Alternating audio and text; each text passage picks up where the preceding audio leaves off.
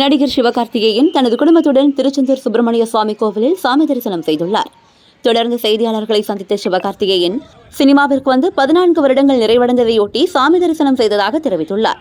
இந்த பயணத்தின் போது தனது 2 மகன்களுக்கும் முடிக்காணிக்கை செலுத்தி குடும்பத்தோடு கோவில் வளாகத்தில் எடுத்துக்கொண்ட புகைப்படத்தை அவரது மனைவி ஆர்த்தி தனது சமூக வலைதள பக்கங்களில் பதிவிட்டுள்ளார். இந்நிலையில் அந்த புகைப்படம் தற்போது வைரலாகி வருகிறது.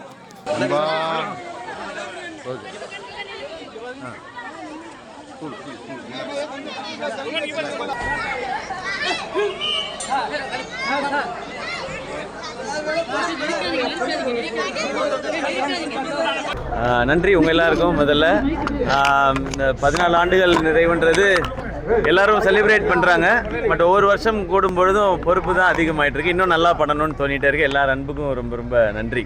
இந்த 14 ஆண்டு சினிமா வாழ்க்கை எப்படி பார்த்தீங்க?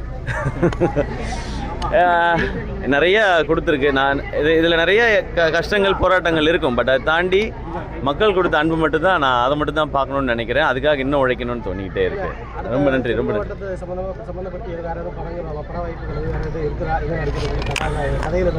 அடுத்து ஒரு படம் இப்போ எல்லாமே லாக் பண்ணிட்டோம். கண்டென்ட் டைரக்டர் எல்லாமே, ப்ரொடியூசர் எல்லாமே.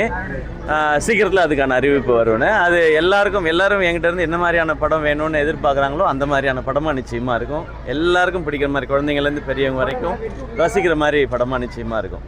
நன்றி நன்றி நன்றி நன்றி. தேங்க்யூ. சீக்கிரம் வரும்ண்ணே. நன்றி.